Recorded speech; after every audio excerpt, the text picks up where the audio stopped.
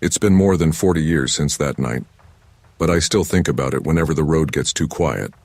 The memory comes back easy. The way the air felt heavy, the smell of hot asphalt, and that uneasy stillness that doesn't belong on a country road. Back in the summer of '82, I was 19, halfway through my first year of college, feeling older than I had any right to.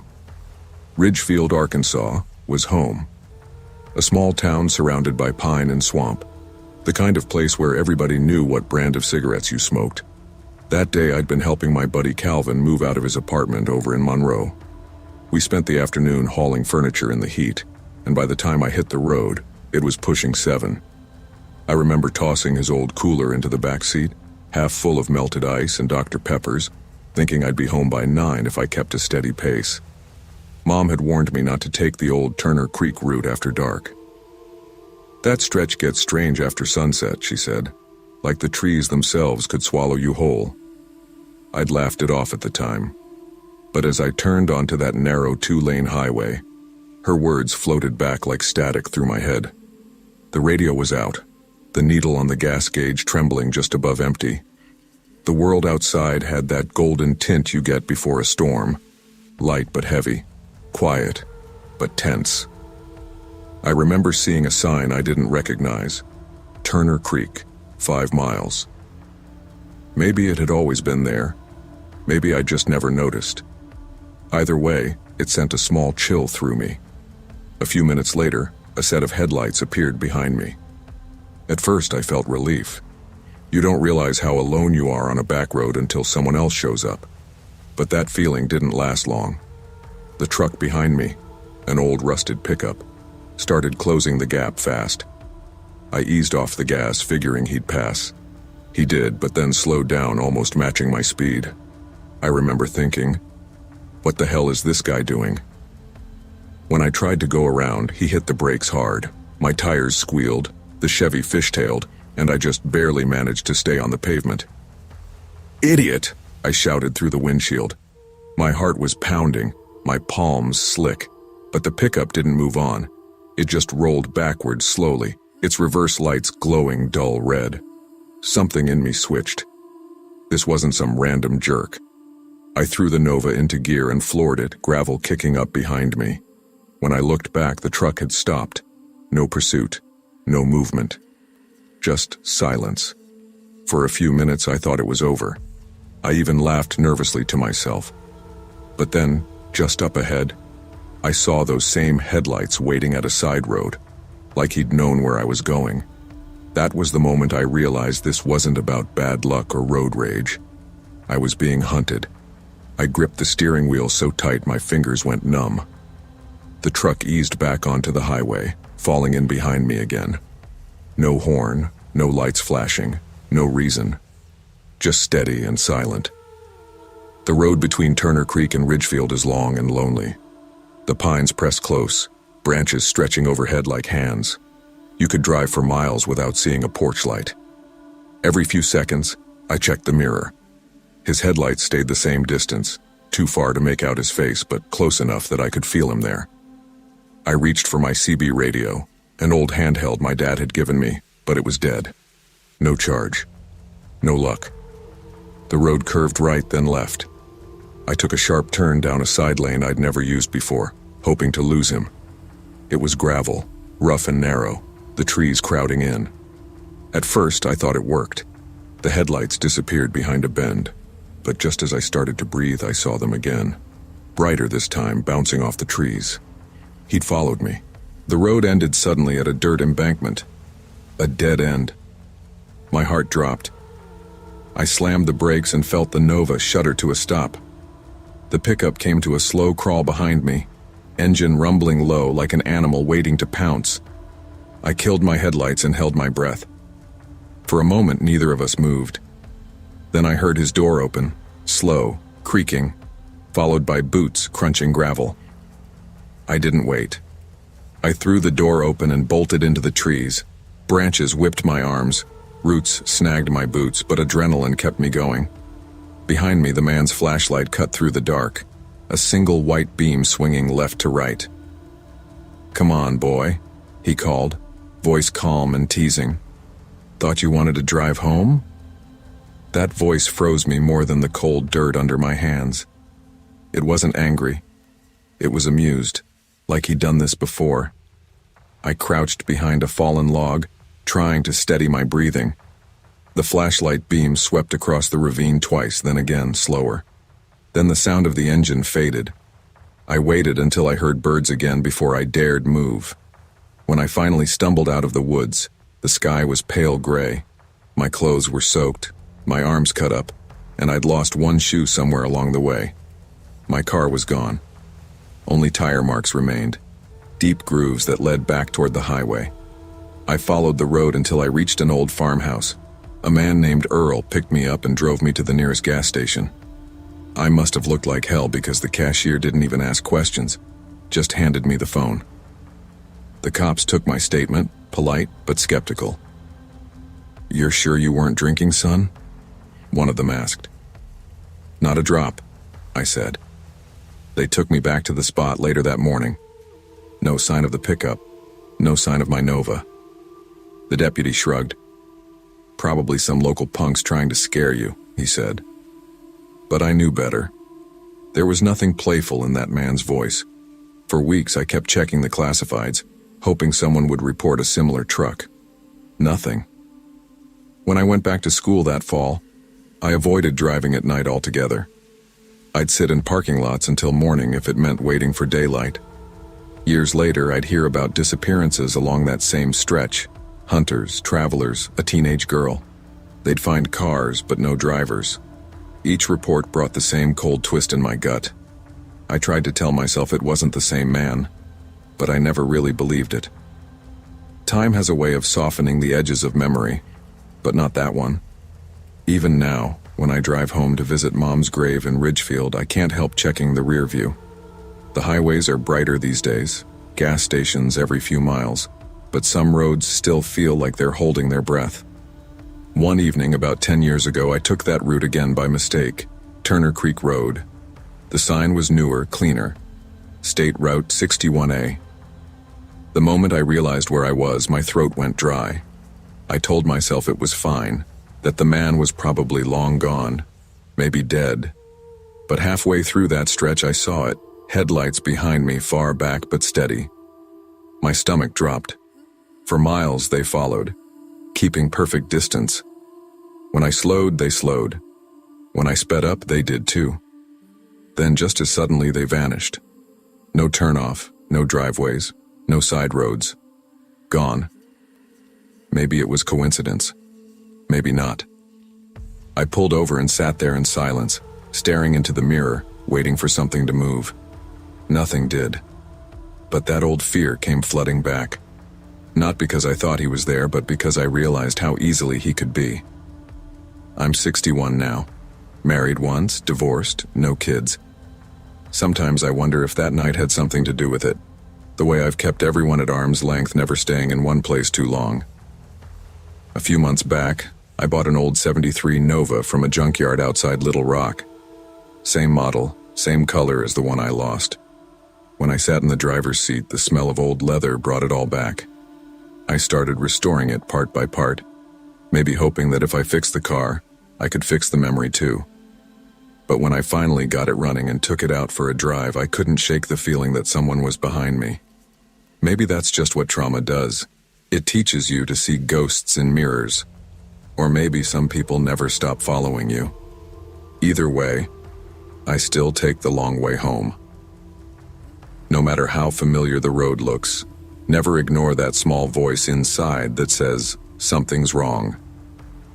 Instinct is the oldest kind of wisdom, and the most honest, because some dangers don't live in the dark. They live in the moment you stop listening to yourself. I've told this story maybe a dozen times over the years, though I'm not sure anyone's ever truly believed it. They smile politely, say something like, GPS can glitch sometimes, and go back to their coffee. But I know what I saw that night. Or maybe the truth is I know what I felt, and that's worse. It was March 16th, 2019, one of those stormy nights that makes you question your own sanity for being on the road at all. I was 33 then, working long shifts as a caregiver at a senior home in Tillamook, Oregon. It wasn't glamorous work, but it paid the bills and I loved my residents, most of them anyway. That night I was covering for a sick coworker, 14 hours straight. By the time I clocked out, my body felt like a sandbag. My boyfriend Sam texted me around 11:45 p.m. "Storm's bad tonight. Drive slow, okay?" I remember smiling at my phone before shoving it in the cup holder.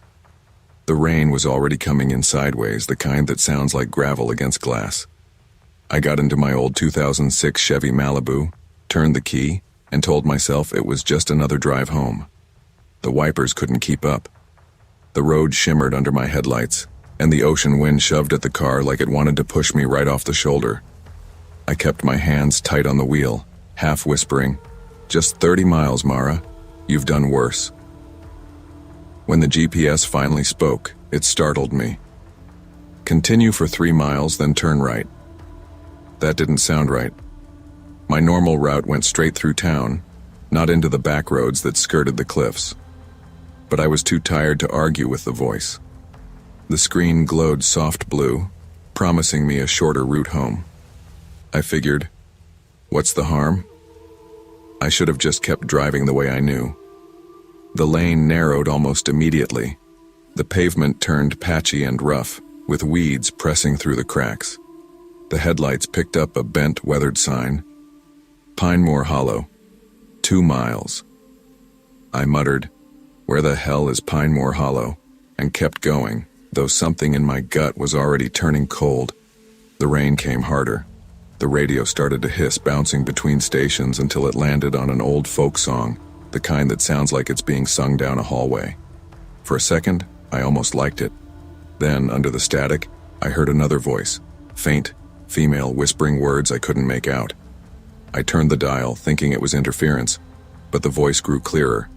It said, "Don't stop." I froze, hand still on the knob. "Okay," I whispered to no one. "I won't." Ahead, fog crawled across the road like smoke. To my left, I thought I saw an old gas station, its flickering sign glowing weakly through the mist.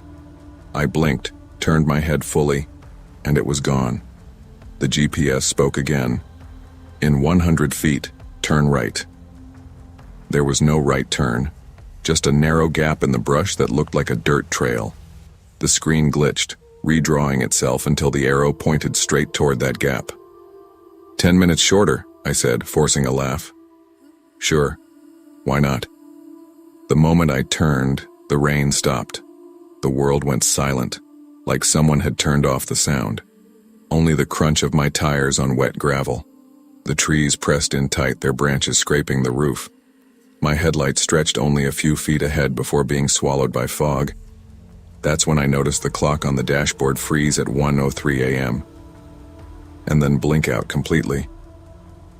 I slowed down, heart thudding. My phone had lost signal. No bars, no GPS map. The road twisted like it couldn't decide which way it wanted to go. Every so often, I caught movement in the mirrors, flashes of light that might have been reflections or maybe headlights. But when I checked again, there was nothing there. I tried to talk to myself like I did when anxiety got bad. "It's just fog. It's just weather. GPS messed up, that's all." My voice sounded too loud in the quiet. Then I heard it. Laughter. Not loud, but soft, like a child giggling far away. I slammed on the brakes. "Hello?" My headlights shone on trees and fog. Nothing else. I was shaking when I threw the car back in gear. That's when the GPS voice came back, but it wasn't right anymore. It was distorted, deeper, almost mechanical. "Turn around." I gripped the wheel. "What did you say?" "Turn around. Turn around. Turn around." I screamed, spinning the wheel so fast I nearly clipped a tree. Mud splattered the windows. My heart was slamming in my chest when my headlights hit something. Or someone. A woman. Standing in the middle of the lane.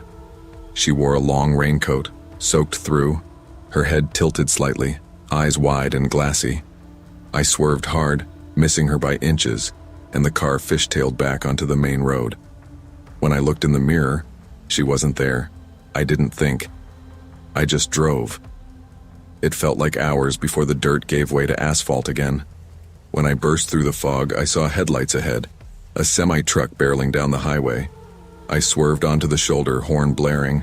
The driver pulled over immediately, jumping out with his raincoat half on. "Ma'am, you okay? You came out of nowhere." I nodded, barely able to speak. I was on the shortcut.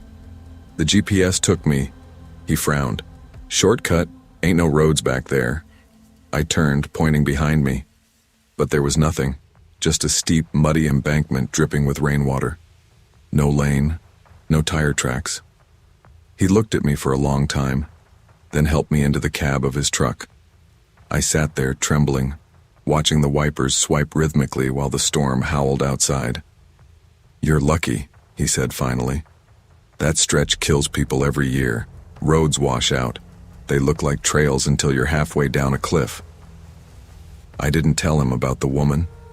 I couldn't even find the words. The next morning, Sam drove me back to my car. I showed him the GPS history. No record of the detour. No mention of Pinemore Hollow. We asked a gas station clerk about it, an older man with a thick coastal accent. He scratched his chin and said, "You sure you didn't mean Pinemore Hamlet? Washed into the sea back in the 70s. Whole town gone overnight during a storm like this one." I just nodded, pretending to take it lightly. But deep down, I knew. That night, when I got home, I deleted every saved route in my GPS. I don't trust the voice anymore, not the one from the device, and not the one in my own head that tells me shortcuts are harmless. Now, when I drive home from a late shift and the rain hits hard, I stick to the roads I know. The long, boring, predictable ones, because there's something worse than getting lost. It's realizing that maybe the road found you. Sometimes the fastest route isn't the right one. The world offers endless shortcuts in roads and choices in life itself, but not all of them lead where you think. Trust your instincts, not the easy voice that says, "Turn here."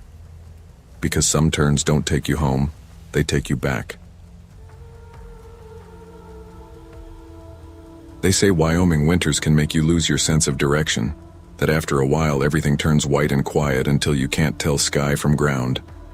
I used to think that was just cowboy talk. I don't anymore. Back in January 2008, I was 26, living out of my Subaru and trying to make a name as a freelance wildlife photographer. It sounds romantic when you tell people at parties, the kind of life that looks poetic in black and white photos. But most of the time, it was just cold, lonely, and expensive. That week I'd been shooting elk near Yellowstone. My assignment had fallen through. Editor ghosted me, payment delayed, so I was heading home with nothing but a car full of frozen sandwiches and the smell of stale coffee. It had been snowing since morning, a slow, steady curtain that made the whole world look erased. The heater struggled to keep up, my wipers squealed, and the radio had long since given up on finding a station. I remember calling Rachel, my girlfriend then, though we were more like two people waiting for a reason to stop pretending. "Almost home," I told her, voice shaky from fatigue. "You sound wrecked," she said. "If it gets bad, pull over, promise?" "Promise," I said. And like an idiot, I meant the opposite, because I've always had this thing about finishing what I start, even when the world's telling me to quit. An hour later, the Subaru sputtered, coughed once, and died on a deserted service road somewhere west of Cody. I stared at the dashboard like it had betrayed me. The fuel gauge sat buried under a layer of frost, the light too dim to see. Snow was already climbing the tires. The wind screamed against the glass. I grabbed my coat, slung my camera bag over my shoulder, and stepped out into the kind of cold that doesn't just sting, it hurts. I started walking west, toward where the map had shown a gas station about 15 miles out. 15 miles. In that weather, it might as well have been 50. Every few steps I looked back, but the car had already disappeared behind a wall of white. I remember thinking how quiet it was, like the world had stopped breathing. After what felt like hours, headlights cut through the storm from behind me. Relief hit like caffeine. I waved both arms, shouting even though the wind tore my voice away. A red semi-truck slowed to a crawl beside me. The passenger door creaked open. "Need a lift?" the driver asked. His voice was deep, steady. "God, yes," I said, climbing in. The cab was warm, smelled like diesel and something sweet, almost syrupy. The man's name was Cal. He wore a trucker cap low over his brow, leather gloves on both hands, and a thick jacket that looked older than me. "Hell of a night," I said, rubbing my hands. "Night's the only time I drive," he replied. I tried to laugh, but it sounded weak. "Guess it's quieter that way." "Quieter's good," he said, eyes fixed on the road. The wipers thumped back and forth, hypnotic. Outside, the snow was coming down sideways. "Where you headed?" I asked. "West." "Me too. Figure I'll grab gas at the next station." He didn't answer. The CB radio crackled, static and half words. Trucker chatter maybe, or just interference. After 20 minutes, I realized we weren't heading toward the interstate anymore. The headlights showed a narrow lane cutting through dense forest. "Hey, I think we missed the turnoff," I said. "Shortcut," Cal muttered. "Trust me." I stared at my phone. No service, no signal. That's when I noticed the back of the cab. Something long was wrapped in plastic tarp, wedged beside a shovel. The sweet smell was stronger there, heavy like rotten fruit. I told myself it was just freight. Freight and imagination. The road got rougher, bouncing us around. I kept thinking about Rachel, about how I'd promised her I'd pull over if things got bad. They were bad now. "You haul for a company?" I asked, trying to keep my voice casual. "Freight work," Cal said. "Independent." "What kind of freight?" He glanced at me then. Just a second too long. "For people who don't like questions." Something in my stomach dropped. Outside, the snow was getting thicker, branches hanging heavy over the road. My reflection in the window looked pale, eyes wide. Cal's hands gripped the wheel too tight. Every time the truck fishtailed, he corrected it with precision, like he'd driven this road 100 times before. We passed a sign half buried in snow. "White Road, 1 mile." I said, "That name doesn't sound real." Cal smiled faintly. "It's real enough." We drove another minute before he eased the truck to a stop. "Need to check the load," he said. He reached behind him, grabbing the shovel handle. My pulse hammered in my throat. "Mind if I stretch my legs?" I asked. "Don't go far." His tone was calm, too calm.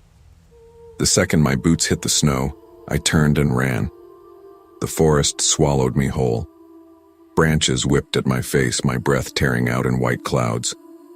Behind me, Cal shouted something, words I couldn't hear, then the sound of the truck door slamming. I kept running, slipping, falling, getting back up. Every noise sounded like footsteps. Every shadow looked like movement. At one point, I tripped over a root and face-planted into the snow. When I looked up, I saw a faint orange glow in the distance. Light. Civilization. Anything. I stumbled toward it, half blind. The glow became neon, a flickering sign, a diner. Out here, in the middle of nowhere. I burst through the door, the bell jangling violently. The waitress, gray hair, kind face, froze with a coffee pot midair. 2 truckers looked up from their plates. "Please, call the police," I gasped. "There's a guy out there." They moved fast. One of the truckers ran outside with a flashlight. The other grabbed a phone. I turned toward the window just in time to see headlights receding into the storm. Red. Fading. When the police arrived 20 minutes later, they followed the tire tracks north until they stopped at a frozen creek. No bridge. No tracks beyond it. They told me I was lucky. I believed them. They found the red semi 3 days later, abandoned 10 miles north, engine still idling. Cab empty, tarp gone. The cops asked 100 questions. What did he look like? What did he say? Could I identify him? All I remembered were his hands, those black gloves gripping the wheel, steady as a metronome. I moved to Seattle a month later, sold the Subaru, sold most of my camera gear. I told myself it was about starting over, but the truth is, I couldn't stand the quiet anymore. The way snow muffles sound, the way headlights look in fog. I never drove at night again. Still don't. Every winter when the first snow hits the ground, I see that stretch of road in my dreams. Endless white, no horizon. I'm walking again, cold biting my lungs, waiting for headlights that always appear, slow and steady, matching my pace. And even after I wake up, heart pounding, I still hear his voice low and calm. Night's the only time I drive. Sometimes danger doesn't come from darkness itself, but from the comfort of believing someone else knows the way. Trust is a powerful thing, and out on the white road it can be deadly. Always listen to your instincts, even when they whisper against reason, because not every ride is meant to take you home. They say you can't really know how dark the world can get until you're driving through it alone. That night on Route 92, I learned what that meant. The rain came down in silver sheets, drumming against the windshield of my old green Subaru as if trying to break through. The dashboard clock glowed. 11:45 p.m. Its light dim but steady, keeping rhythm with the windshield wipers. I'd spent the last 3 days hiking through a remote bogland in northern Vermont, collecting moss samples for my research on alpine plant resilience. I was bone-tired, soaked, and more than ready to sleep for 12 hours straight. But life had other plans. My father was in the hospital again, complications from the stroke he'd had that spring, and guilt pressed on me heavier than the storm clouds. The radio crackled between static and half-caught country songs. I remember thinking how lonely it all sounded, like a voice calling across miles of nothing. Then, without warning, came the pop, sharp, violent, unmistakable. The car jerked to the right, tires skidding over the slick road. I slammed the brakes and swore under my breath, heart pounding as I fought the wheel until the car shuddered to a stop on the shoulder. Rain slapped the glass. Steam hissed faintly from the hood. I sat there for a long moment, gripping the steering wheel, staring into the black stretch of highway ahead. No lights, no houses, just forest, thick and endless, whispering in the wind. When I finally climbed out, the cold bit through my jacket. My flashlight beam cut across the roadside ditch and the ruined tire, shredded like paper. Perfect, I muttered. I had a spare, but no signal on my phone and no real idea if I could change a tire in this weather without sliding into the mud. That's when I saw it. A faint orange flicker between the trees. A light steady and rhythmic like a lantern swinging. A cabin, maybe. I hesitated, every horror movie I'd ever seen running through my mind. But 20 miles from the nearest town, soaked and freezing, logic lost to desperation. I grabbed my flashlight, locked the car, and stepped into the forest. Branches clawed at my jacket as I trudged through pine needles and wet leaves. The light grew brighter, steadier, until the shape of a small cabin emerged. Wood darkened with age, roof sagging under moss and rain. A single bulb glowed behind the window. I knocked once, softly, already half regretting it. The door opened with a slow creak. A man stood there, tall and lean, maybe in his late 40s, wearing a tweed coat that looked decades old. His smile was calm, his eyes unreadable. "Looks like you need help," he said. His voice was low, kind, but something in it felt too even, too practiced. "I blew a tire," I said. "You wouldn't happen to have a jack or a wrench, would you?" "Come in out of the rain," he offered, stepping aside. "Name's Edwin Caro. I've got tools, and hot tea if you want to warm up." Every instinct screamed, no. But the cold pushed me forward. The cabin smelled faintly of cedar and old books. The fire crackled in a stone hearth, throwing long shadows on the walls lined with framed photographs. "Sit," he said, gesturing toward a chair. You look half frozen." I did. Steam rose from the teacup he handed me, and the warmth was almost dizzying. I glanced at the photographs, rows of portraits in antique frames, dim under the lamplight. And then my chest went cold. The woman in the nearest photo looked just like me. Same eyes, same hair, same smile. I blinked, moved closer. Another photo, same face. Me at what looked like a college graduation I'd never attended. My breath caught, my voice trembled. "These pictures," I said. "Where did you get them?" Edwin smiled again, that too gentle, hollow smile. "You've been part of this place for a long time, Clara. Longer than you remember." The storm raged outside. Inside, everything was suddenly too quiet. He poured more tea as if nothing were wrong. "You're shaking," he said. "Drink. You'll feel better." "I didn't tell you my name," I whispered. He didn't answer right away. Instead, he stirred his tea slowly, the spoon clinking against the porcelain cup. "Names aren't hard to learn out here," he said finally, "especially when someone leaves pieces of their life lying around." I set the cup down, my fingers slick with sweat despite the chill. "Pieces?" He looked up at me, eyes soft, almost sympathetic. "You drive the same road often. You stop at the same gas station. You buy that bottled jasmine tea you like. People notice patterns. I notice patterns." My pulse quickened. "You've been watching me." He tilted his head, unbothered. "Let's not call it that. Observation is part of human curiosity, don't you think?" I stood. The old floorboards groaned under my boots. "You have photographs of me in your house," I said, voice rising. "That's not curiosity." He smiled faintly. "They're not mine." "Then whose are they?" Edwin's gaze drifted toward the fire. "Sit down, Clara. The storm's bad. You'll crash if you go back out there now." "I'll take my chances." The door was only a few steps away, but my legs felt rooted.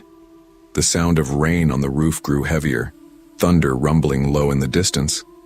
I grabbed my flashlight from the table, and as I turned, something flickered in the corner, an open doorway leading to a back room. Inside, through the dim light, I saw boxes stacked to the ceiling, each labeled with a name written in fading ink. One box caught my eye. Reynolds, C. My stomach twisted. I shined the flashlight closer. The box was filled with envelopes, Polaroids, even an old hairbrush. My hairbrush, from my apartment. "How did you—" I started, but Edwin was suddenly behind me, close enough that I felt the heat of his breath. "Memories have to be kept somewhere," he said quietly. "People forget, but places remember." I turned, nearly slipping. "Stay away from me." He didn't move. "You came here for help.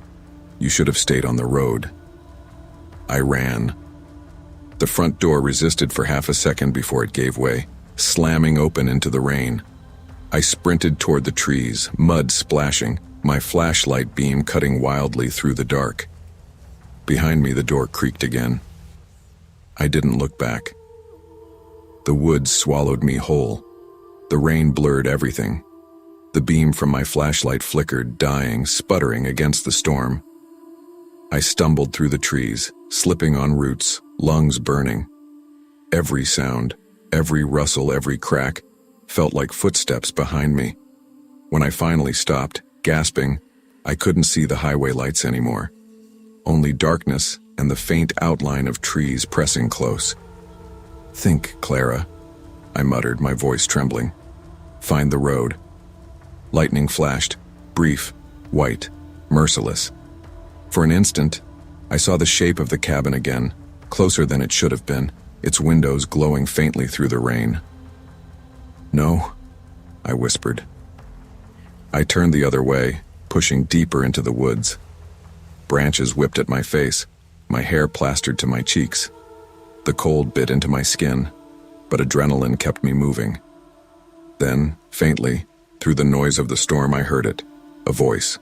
My name, drawn out, calm, the same tone that had made my skin crawl. "Clara." I stopped breathing. "Come back. You'll catch cold." I ran again. My boot caught on something metal buried in the mud. I fell hard, palms scraping against wet gravel. When I looked up, the flashlight beam caught a shape. A car door. My car door. The Subaru sat ahead, lights off, exactly where I'd left it. Relief flooded me. I fumbled for the keys, yanked open the driver's side door, and climbed in. The air inside was cold, heavy with the scent of wet fabric. I jammed the key into the ignition, turned, nothing, dead. The dashboard was black. And then from the rearview mirror I saw him, Edwin, standing by the tree line, face half-shadowed, smiling that same hollow smile. I locked the doors. "Go away," I whispered. "Just go away." He didn't move, only lifted his hand, gesturing for me to roll down the window. When I didn't, he turned slowly and disappeared into the woods. I waited until dawn before daring to move again. By morning, the storm had thinned to drizzle. The Subaru finally sputtered to life after I changed the spare and dried the engine leads. The world looked different in daylight, smaller, less terrifying, but the fear hadn't faded. When I drove past the spot where I'd seen the cabin, there was nothing. Only a clearing of broken fence posts and the remains of what looked like a foundation, half swallowed by weeds. The road was empty. I pulled over, stepped out, and walked through the wet grass to where the cabin had stood. Mud soaked through my boots. There were no footprints but mine, no fire pit, no lights. Just silence. Part of me wanted to believe it had been a hallucination brought on by exhaustion. But when I reached into my pocket, I found something that made my heart stop. A small antique photograph. It was damp, but intact. The image showed me standing in front of that same cabin, smiling. Except the date scrawled on the back said, October 14th, 1972. Weeks passed. I told no one.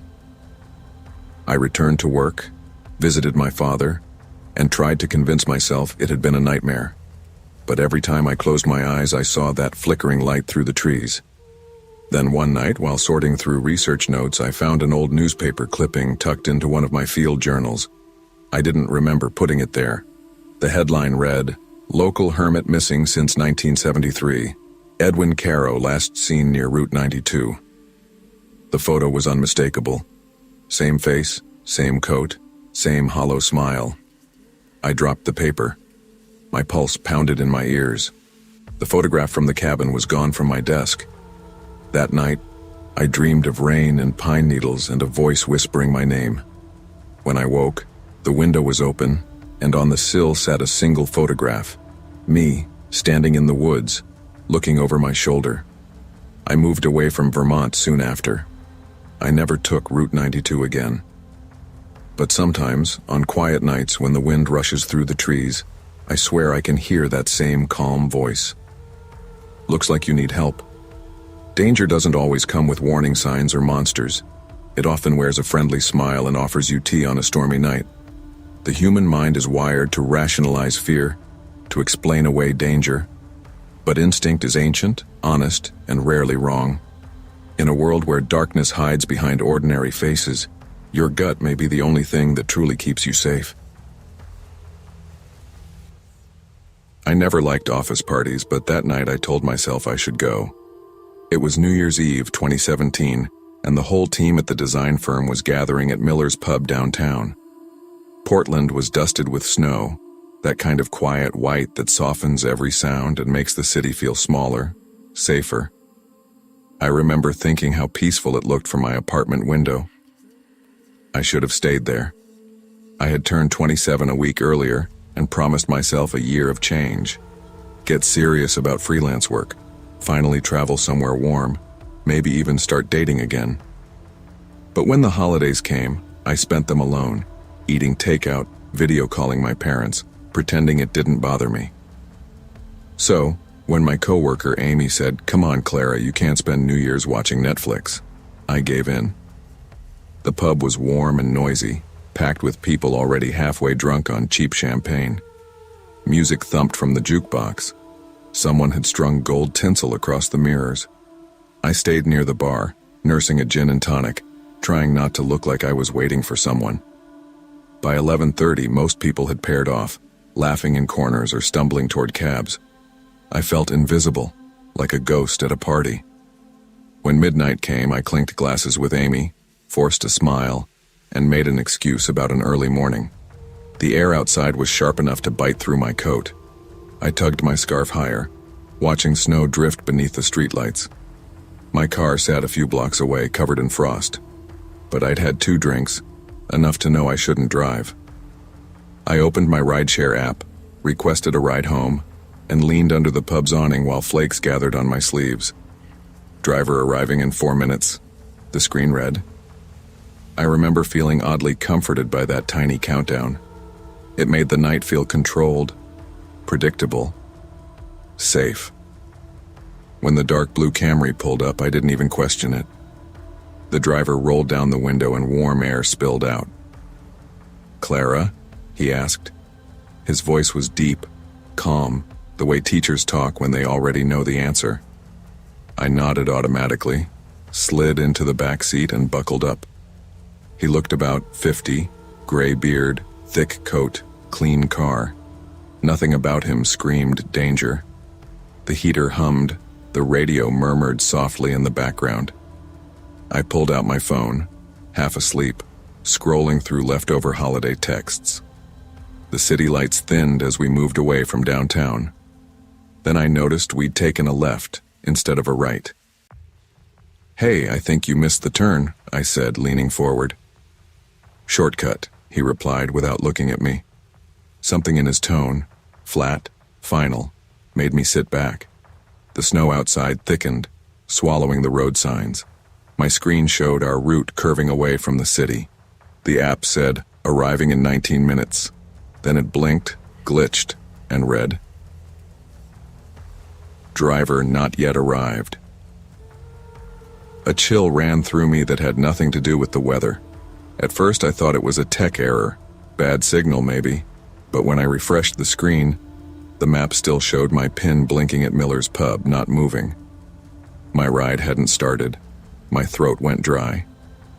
"Hey," I said again, forcing a light laugh. "The app's being weird. It says you haven't picked me up yet." He didn't answer right away. The windshield wipers dragged across glass with a slow, rhythmic squeak. Finally, he said, "Phones lie sometimes." That's when I noticed how quiet it was. No music, no chatter, just the hum of tires on snow. The city lights had vanished completely. We were surrounded by trees now, dark shapes bending under the weight of snow. I tried to keep my voice steady. "Can you let me out here? I'll call another ride." He kept his eyes on the road. "We're almost there." "Almost where?" No answer. My heart started to race. I reached for the door handle, locked. The little silver tab sat flush against the frame. I pressed the unlock button on my side. Nothing. "Please, I think you made a wrong turn," I said louder this time. "My place is back near the harbor." "Don't worry," he murmured. "I know where you live." The words landed like a stone in my stomach. I wanted to scream, but fear pinned me still. I scanned the dashboard for a name tag, an ID. Nothing. Just a faded pine-scented air freshener swinging from the mirror. Outside, the snow fell harder, erasing the road behind us. He slowed the car, headlights sweeping across an intersection I didn't recognize. A red light flickered weakly through the storm. That was my chance. I unlatched my seatbelt quietly, fingers trembling. The car coasted toward the intersection, brakes squealing softly. My eyes flicked between the red light and the door handle. I whispered to myself, "Do it now, Clara." The moment the car rolled nearly to a stop, I yanked the handle twice and threw my shoulder into the door. It flew open, snow and wind slamming into my face. I stumbled out, hit the slush hard on my knees, and scrambled toward the sidewalk. "Hey!" the man shouted. His voice cut through the storm, sharp now, no longer calm. The engine roared. I slipped once, caught myself and bolted toward a flickering neon sign at the corner. Open 24 hours. A diner. I didn't look back until I reached the door. The Camry sat idling for a heartbeat, then sped off into the darkness. Inside, the diner smelled like coffee and fried onions. The waitress, a middle-aged woman with tired eyes, took one look at me and said, "Honey, you okay?" I couldn't even form words. She grabbed a blanket from behind the counter, wrapped it around my shoulders, and called the police. My hands wouldn't stop shaking. 2 officers arrived within 15 minutes. I told them everything: the car, the man, the wrong turn, the fake pickup. They checked my phone, the app, the timestamps. My actual driver, a woman named Rena, had been circling near Miller's pub for 20 minutes trying to reach me. No record of any blue Camry existed in the system. Could it have been an unregistered driver? One officer asked. Or someone pretending, the other said quietly. They offered to take me home. I refused. I didn't want to be in another car with a stranger. I walked back through the snow instead, blanket tight around me, feeling every shadow shift. The days that followed blurred together. I told a few close friends what happened, left out the parts that sounded insane. Most people just said, "God, that's terrifying," and changed the subject. I couldn't blame them. It felt surreal even to me. At night, I replayed it over and over. The moment he said, "Phones lie sometimes," the way he smiled without looking at me. I stopped using rideshare apps entirely. Sold my car, bought a used SUV with 4-wheel drive, safer for the snow. Still, every time I drove alone, I caught myself glancing in the mirrors too often, expecting headlights that never came. A week later, a detective called. They'd traced security footage near Miller's pub. The camera showed a blue Camry stopping briefly at the curb at 12:14 a.m. A man stepped out, waited a moment, then got back in. The license plate was unreadable. The car never appeared on any toll cameras after that. "Probably a stolen vehicle," the detective said. "Be careful, Ms. Reese. You did the right thing getting out." Doing the right thing didn't make me feel better. I kept thinking about how easily I'd trusted him, how casually I'd climbed into a stranger's car just because an app told me to. I'd lived in Portland my whole life. We prided ourselves on being friendly, safe, neighborly. But that night proved how thin safety really was, how quickly it could dissolve into fear. A year passed before I talked about it openly. It was another snowy night, same time of year. I was meeting Amy for dinner, and she offered to book us a ride home after. I almost said yes out of habit. Then I saw the reflection of a dark sedan pulling up outside, its headlights cutting through the snow, and my stomach flipped. "I'll drive," I said. She looked at me, puzzled. "You sure?" "Yeah," I said quietly. "I'm sure." On the way home, the streets were nearly empty. The snow fell thick and soft against the windshield, the city glowing faintly behind it. For the first time in a while, I felt calm, but it was a cautious kind of calm, the kind that comes from knowing exactly what could go wrong. Sometimes I still hear that voice in my head. Phones lie sometimes. Not as a threat now, but as a reminder. That night didn't end my trust in people, but it changed how I measure it. I double-check plates, I confirm faces, I lock my doors the second I sit down. Maybe it's paranoia, or maybe it's just survival. I'll never know who that man was or what he wanted. The police never found him, and maybe they never will. But I do know this. When instinct tells you something's wrong, it's already late in the game. The only question left is whether you'll listen. Danger doesn't always wear a mask. It smiles politely, drives a clean car, and sounds like it knows your name. We live in a world built on trust and technology, but no screen or system can protect you better than your own gut. The voice inside that whispers, "Something's wrong," is ancient wisdom trying to keep you alive. Never ignore it. It was one of those nights where the rain never stops, the kind that turns every streetlight into a haloed blur. I'd just finished my overnight shift at the shipyard in Aberdeenshire, Scotland, and the roads were empty, slick with mist that clung to the windshield like ghostly fingers. My name's Michael Turner. I'm 42, widowed, and the father of one remarkable teenager, my daughter Lydia. She's 16, stubborn, full of life, obsessed with photography and old indie bands. She has a way of noticing things most people walk right past, which makes her both delightful and terrifying at the same time. That night, the world was quiet. My car hummed softly as I drove past abandoned docks, the scent of wet metal and sea brine hanging in the air.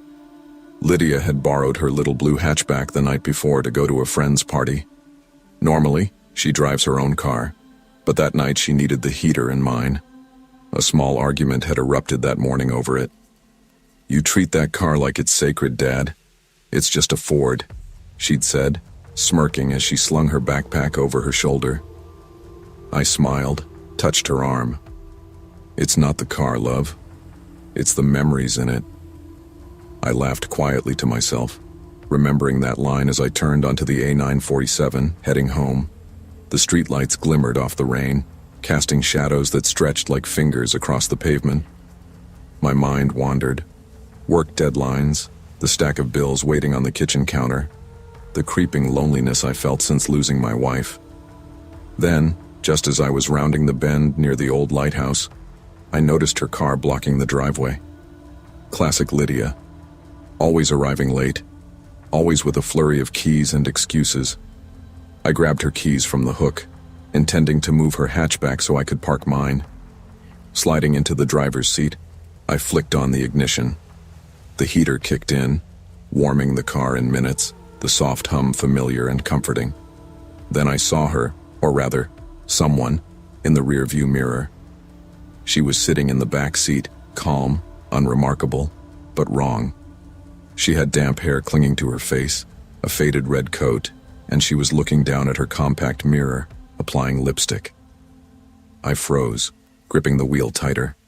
My pulse hammered like a drum. I blinked. She was gone. Empty seat.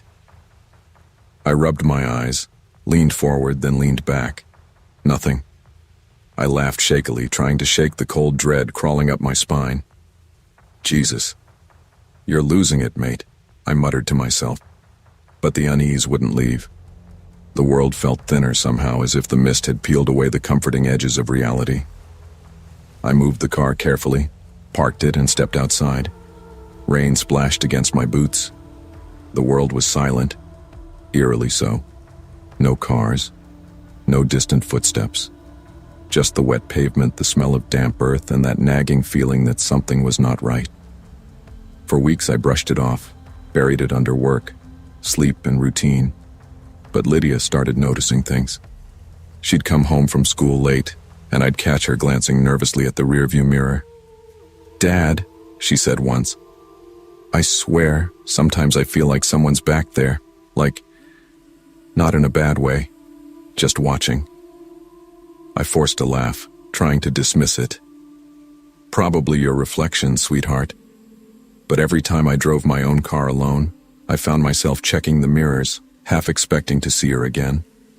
My heart would race. I considered telling her to stop letting her imagination run wild, but the truth was I wasn't sure I'd be able to sleep if I dismissed it. One rainy Thursday in early December, I woke to the sound of her car idling outside at 2:17 a.m. My gut twisted, a cold knot forming in my stomach. Lydia had never been out at that hour without a reason. I slipped into slippers and padded outside.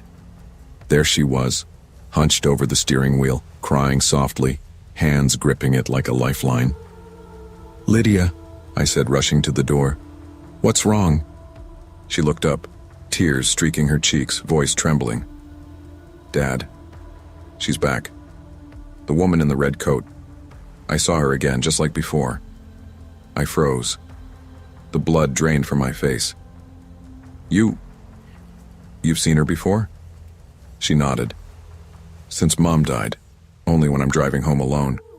I thought it was stress, or maybe I wanted to believe someone was watching over me." I swallowed hard, trying to steady myself. Fog had gathered on the windows, and I wiped a patch clear with my sleeve. Faint fingerprints trailed across the glass. 5 long streaks, blurred but unmistakably real. My chest tightened, and I felt the weight of years of denial crushing me. After that night, I started paying attention. Every time Lydia left the house in her hatchback, I watched. I'd stand at the window pretending to read, but my eyes tracked her car as it disappeared down the wet streets. And she wasn't exaggerating. Sometimes there were shadows, fleeting figures in the rearview mirror just for a second before disappearing.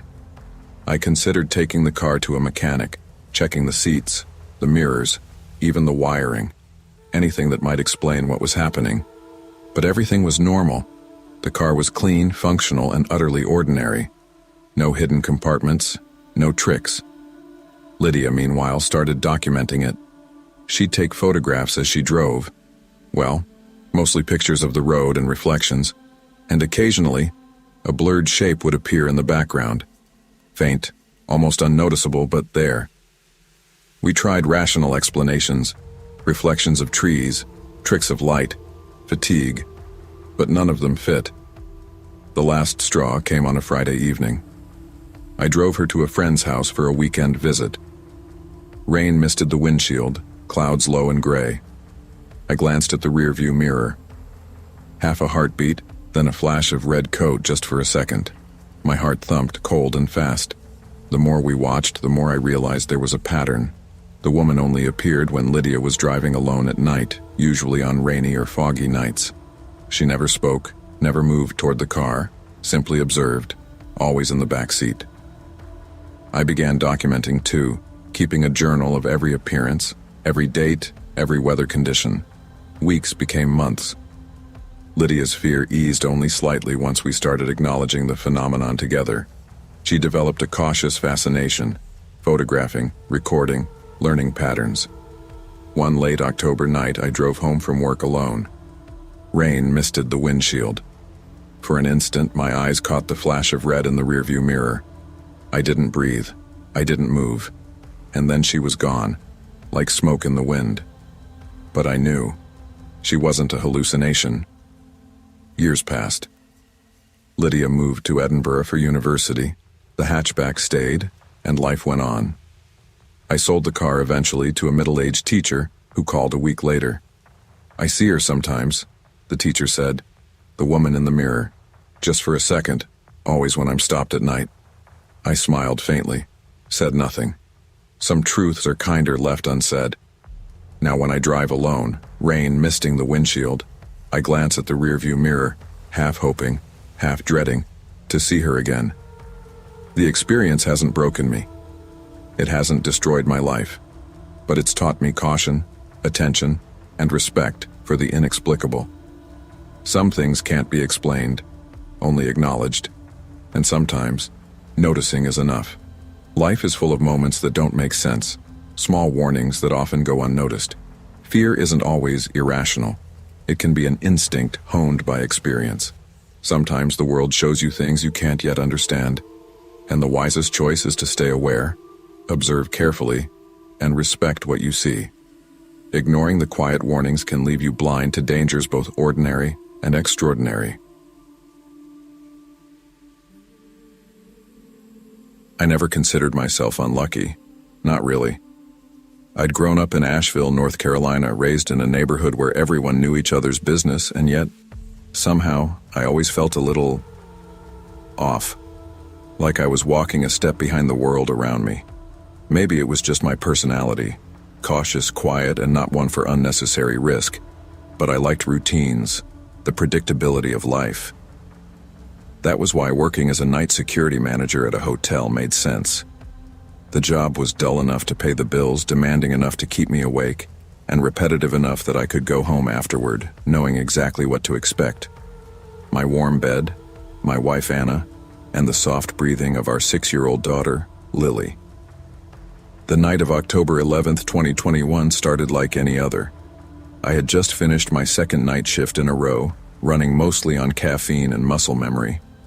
By the time I locked the hotel doors, my body felt like lead, and my head throbbed from fluorescent lights and too much paperwork.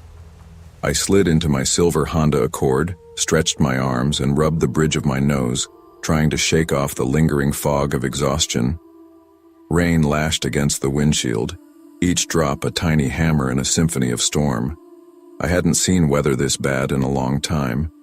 Wind bending trees to the asphalt, puddles forming deep enough to mask the lines of the road. "Drive safe. Roads are flooding near the river," Anna had texted. Her concern was comforting, but I waved it off mentally. I'd been driving these roads for years, knew them like the back of my hand. 40 minutes, that's all it would take. 40 minutes and I'd be home, warm coffee in hand, tucked into bed with Anna and Lily. At first, the drive was monotonous, the kind of darkness where nothing exists outside your headlights but shadows and the occasional flash of tree bark. My wipers scraped across the glass rhythmically, keeping up with the rain. Then, a shimmer of water pooled across the asphalt ahead. I slowed, grip tightening on the wheel. Stopping in a flash flood is never safe, but going through it can be worse. I eased the car into a 3-point turn, sensors beeping urgently. That's when I saw it. A black SUV, headlights off, silently idling too close behind me. "Where did you come from?" I whispered, my voice barely audible over the storm. The car had materialized from nowhere. A shadow separated itself from the darkness, tall, hooded, posture too still. My heart jumped into my throat. I rolled the window down a crack. "You need something?" I asked, voice shaking. No answer, not a sound. The figure raised a pale hand and knocked twice on my window. Soft, deliberate, like a metronome counting out my panic. I reached for the gear shift. Drive, go, escape. But then the rearview camera blinked and my stomach plummeted. 2 more figures emerged from the SUV, hooded, silent, moving with a mechanical precision that made my skin crawl. My pulse hammered in my ears. I slammed the gas, tires spraying water, engine groaning as the car fishtailed across the flood. The SUV's lights flashed once behind me before disappearing into the storm. I didn't stop for 20 minutes. When I finally pulled into a gas station, soaked and trembling, I couldn't speak properly. Couldn't even explain it to the teenage attendant whose eyes were wide and unsure. "Call the police," I managed, voice rasping. 2 hours later, the sheriff and his deputy inspected the flooded section of the parkway. No footprints, no sign of the 3 figures. Just a half-submerged SUV reported stolen from Tennessee 2 weeks prior. Something about the night refused to make sense. The air felt heavy, thick with unanswered questions and the kind of unease that creeps under your skin and refuses to leave. That night I went home, drained and uneasy, but tried to sleep. Every time the wind rattled the window, every flash of headlights outside, my heart leapt. I convinced myself it was exhaustion, stress, the storm. But deep down, I knew better. Something had been out there, waiting. The next few nights I kept driving the same stretch, mentally rehearsing what I'd do if it happened again. I thought about quitting night shifts immediately, but I had bills, responsibilities. Anna noticed my tension, but I downplayed it. "It's just the weather, Danny. You're tired," she said, brushing a damp strand of hair from my forehead one morning. Her concern was genuine, but I couldn't shake the feeling of being watched. Driving home after work felt like stepping into a trap, every shadow a potential threat. A week later, the storm returned. Rain had eased to a drizzle, but the roads were slick, and the night was still. That familiar stretch of the Blue Ridge Parkway felt different, alive in a way I couldn't explain. Headlights glimmered across the wet asphalt. I caught a flash in the rearview mirror. 3 dark shapes at the edge of my vision. My stomach plummeted. I slowed, instinct screaming. My hands shook on the wheel as I edged past a particularly sharp bend. The SUV was there again, tailing me as if it had never left. I gritted my teeth and pressed the accelerator. The figures stepped out onto the road this time, moving in tandem with an unnatural coordination. One figure tapped on my rear window, another on the hood. The rain blurred everything, but I could see the outline of pale fingers tracing glass. "Back off!" I yelled. voice cracking, heart racing. But the figures did not flinch. They didn't even speak. Just rhythmically, deliberately, silent, like shadows detached from reality. My mind scrambled. This can't be real, I muttered under my breath. But it was. It had to be. I slammed on the gas, tires spinning, engine screaming, fighting the slick road. They vanished again as abruptly as they appeared. My body was drenched in sweat before I even reached home. Anna was awake, holding Lily. "What happened?" she asked, alarmed, but I shook my head. "Just nothing. I'm fine," I said. Not lying exactly, just leaving out the terrifying details. The truth would sound insane. By the third night, I was barely eating, barely sleeping. My focus at work faltered. Every long hallway, every empty stairwell, felt like the perfect hiding place for them. I started keeping a baseball bat in the car, extra phone chargers, and pepper spray. Rationality wrestled with fear, and fear always won. I called the sheriff again.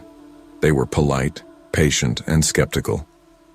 "We can send a patrol," the deputy said, "but without evidence, there's little we can do." Evidence. That was the problem. Every encounter left me drenched, exhausted, and panicked, but left no trace.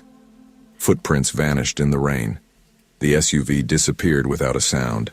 I began driving with a dash cam. Motion alerts, night vision, anything that might prove what I was seeing. Weeks passed. A flicker here, a shadow there. Each time I glimpsed them, my heart sank. I began losing sleep. Anna tried to stay calm, tried to keep me grounded, but I could see the worry etched in her face. One night, the dash cam captured movement in the distance.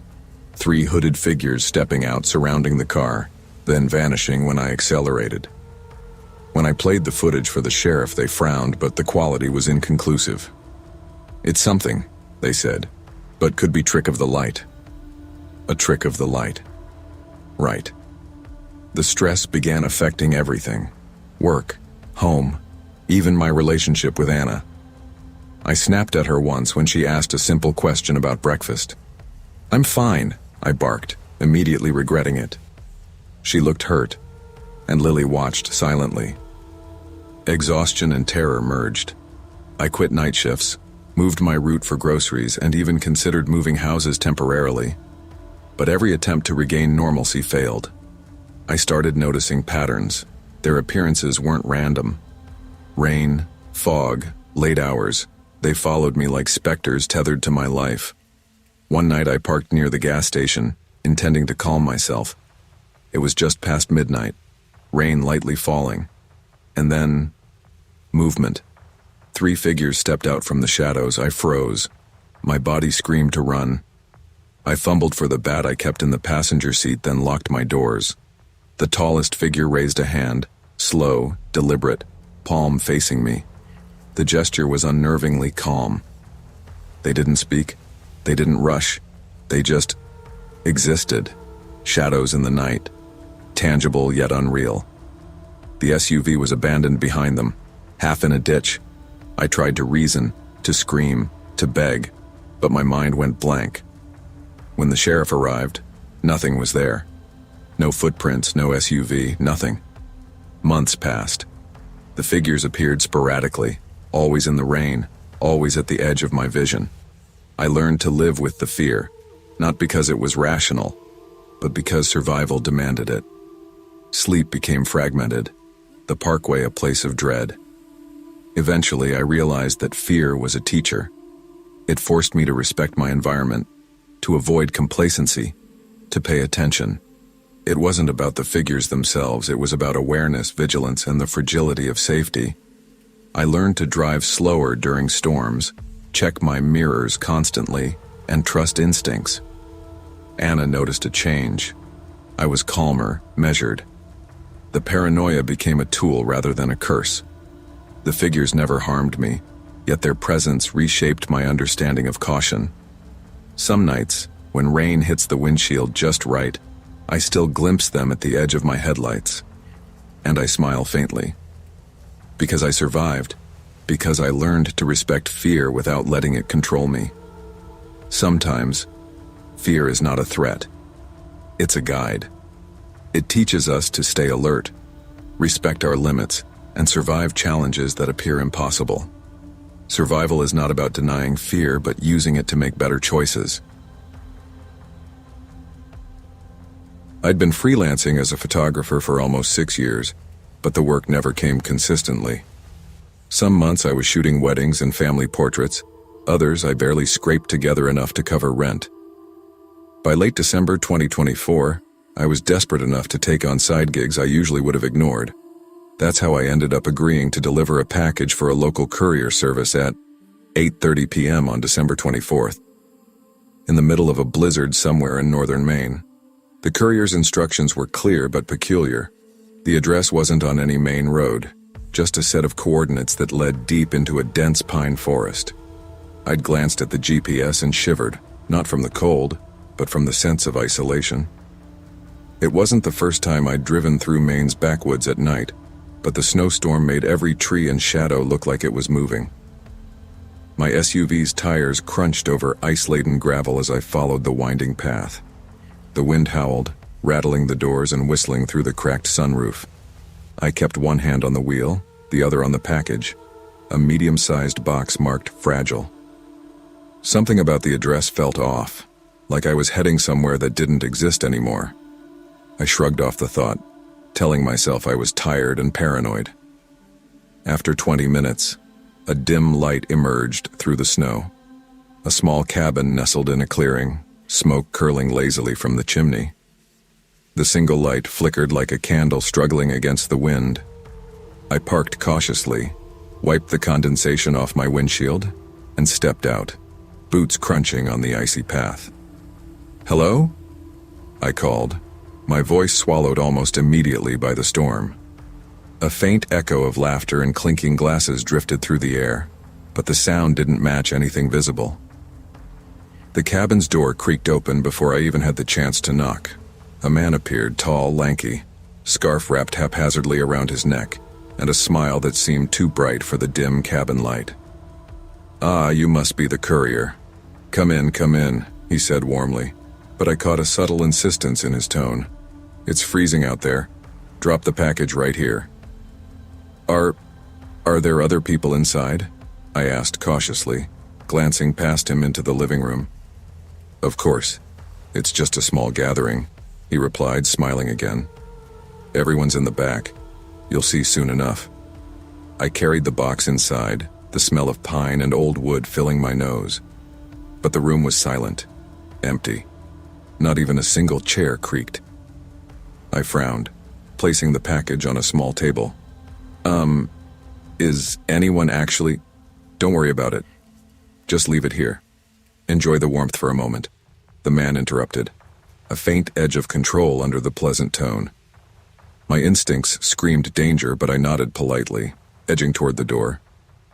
Then I felt it, a cold draft brushing the back of my neck, and the faint laughter, overlapping like a badly tuned radio. It seemed to come from the walls themselves. I froze, heart hammering, every muscle tight. "Okay, I should probably get going," I stammered. The man's smile never wavered. "No rush. Stay a while. It's not safe outside in this weather." I didn't need a second warning. That was my cue. Slipping on ice, nearly dropping the package, I bolted for my SUV. The wind slammed into me like a wall, snow stinging my face. Fumbling with the keys, I started the engine, shivering uncontrollably. Through the rearview mirror, the cabin's light flickered strangely, as if watching me leave. Driving back toward the main road, I kept checking behind me, the package resting on the passenger seat like a silent witness to my fear. I called the courier office once I was on familiar roads, explaining I couldn't deliver to such a strange, isolated place. They were indifferent. "Address is correct," they said, as if that explained everything. Even weeks later, every creak of the floorboards in my apartment, every unfamiliar noise outside my car window, made my pulse spike.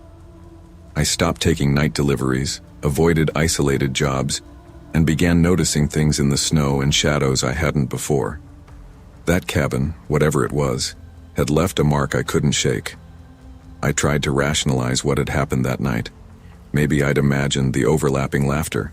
Maybe the cabin was occupied by someone who enjoyed pranks. But it didn't feel like a prank. It felt deliberate. Someone, or something, had known I would come. For weeks, the image of the tall man's smile haunted me. Not the friendliness, but the insistence, the way he'd subtly restrained my movement like he was testing me. I began reviewing my camera rolls, hoping maybe I'd captured something out of the ordinary when I had been on other shoots. Nothing. Every snowstorm, every trip through northern Maine, my anxiety spiked. I kept my phone charged, parked with the engine running, and drove with the high beams on. I even started leaving notes for Anna. "I'll be late, don't wait up." She didn't understand the depth of my fear, and I didn't want to alarm her. But every memory of that night returned with a pulse of ice in my chest. I started noticing patterns in the forest. A tree that seemed to lean the wrong way. Snow tracks that didn't match anything I could identify. Faint whispers I couldn't place.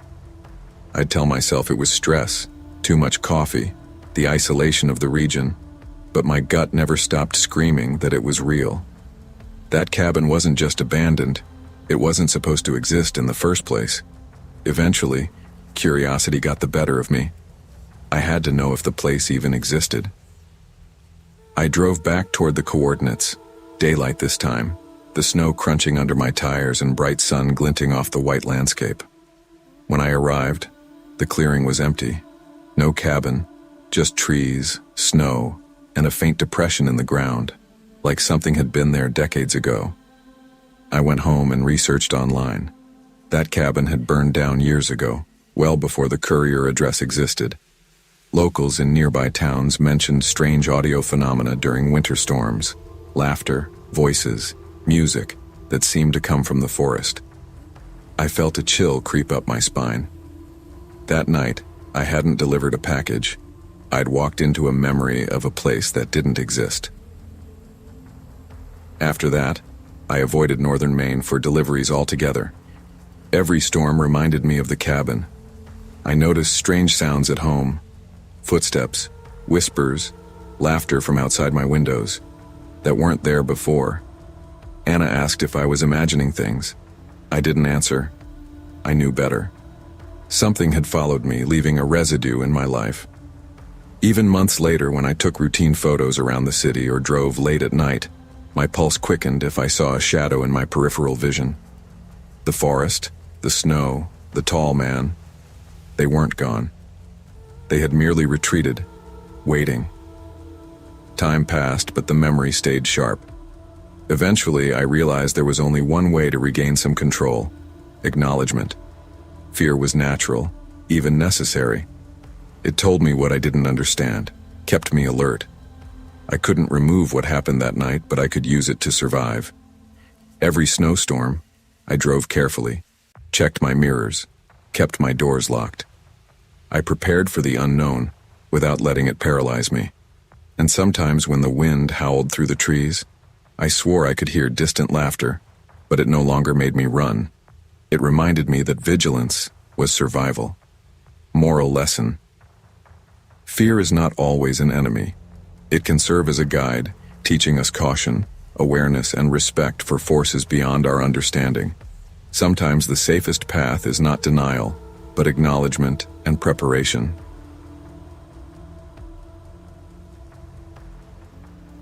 I never considered myself particularly paranoid, but that night, as I navigated the winding country roads of rural Montana, I couldn't shake the creeping unease settling in my chest.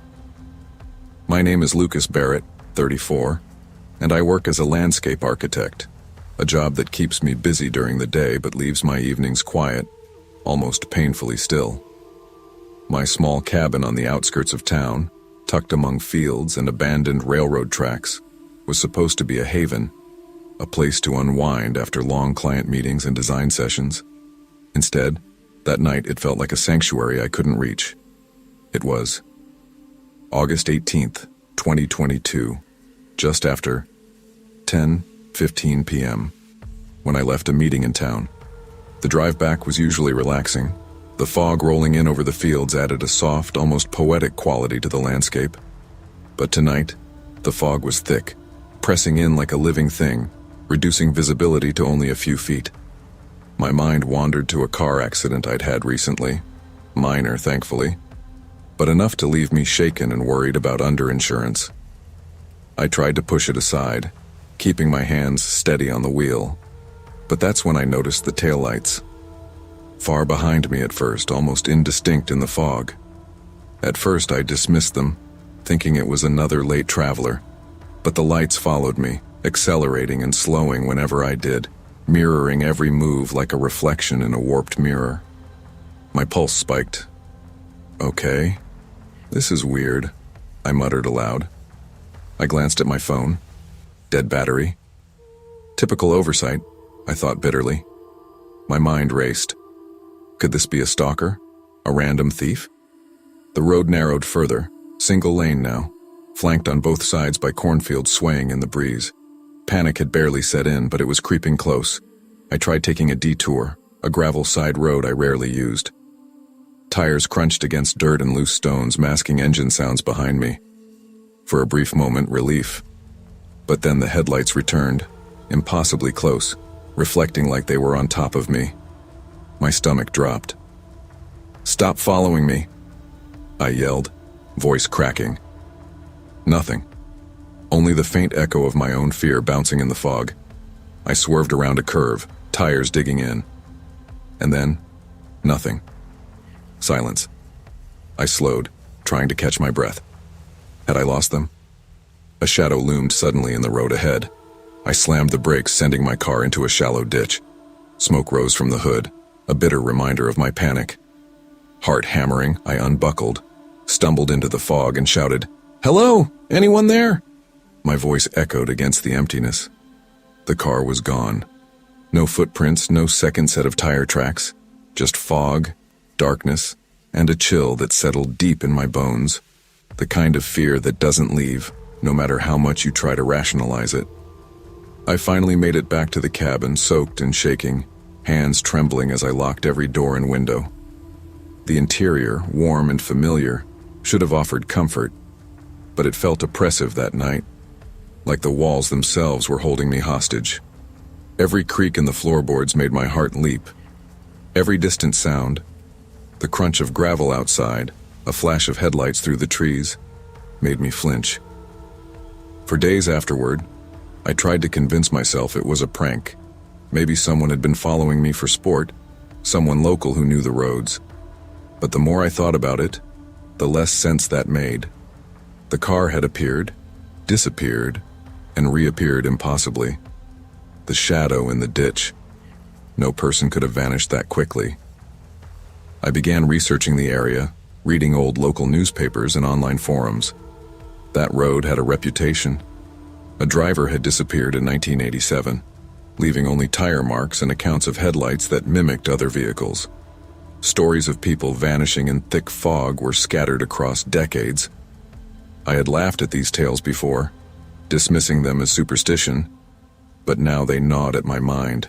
Every night I relived the drive, the lights in the rearview mirror, the narrowing road, the shadow looming ahead. Sleep became fragmented. I kept a flashlight and a baseball bat near the bed. Anna, my sister, called one evening, asking if I was okay. I lied. "Just tired from work," I said, though my voice trembled. She had no idea. No one could understand what I'd seen, not without sounding insane.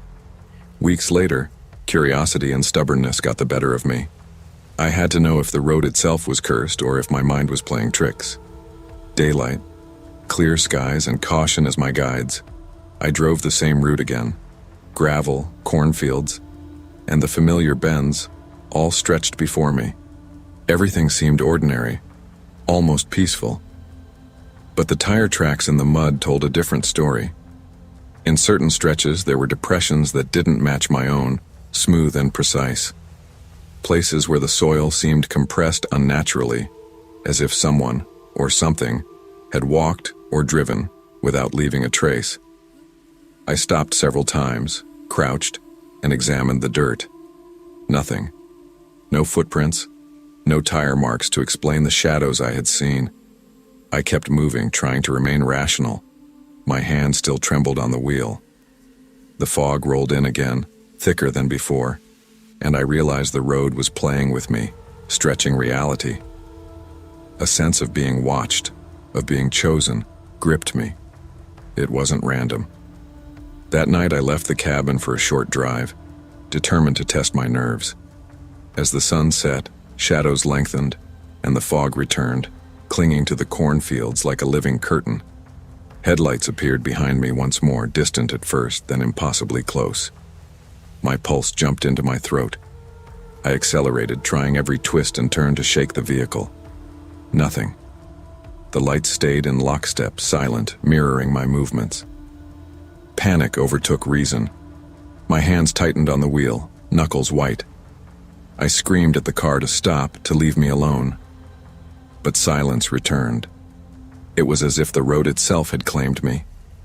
Finally, after a hairpin turn, the lights vanished. I was alone, but the shadow of that night never left.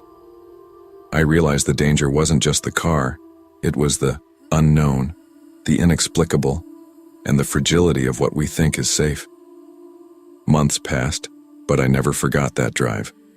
I avoided night travel on rural Montana roads whenever possible. My anxiety remained, simmering beneath the surface, but it taught me something vital. Fear is both a warning and a guide.